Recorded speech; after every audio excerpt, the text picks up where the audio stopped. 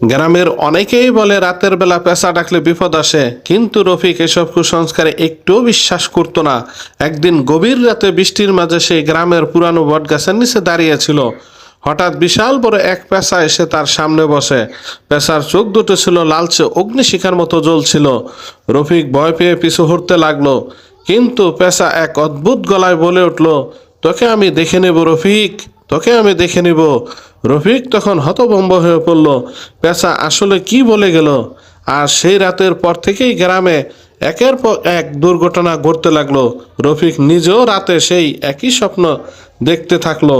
পেঁচার বিশাল চোখ তার দিকে চেয়ে আছে আর ফিসফিস করে বলছে, তোকে আমি দেখে নিব রফিক, তোকে আমি দেখে নিব। রফিক মনের ভয়ে সেই গ্রাম ছেড়ে পালালো, কিন্তু ভয়ঙ্কর সেই পেঁচার ডাক আজও থেকে তাড়া করে ফেরে। মনে রাখবেন, বনের ভয়ে নয়, মনের ভয়েই মানুষকে খেয়ে ফেলে।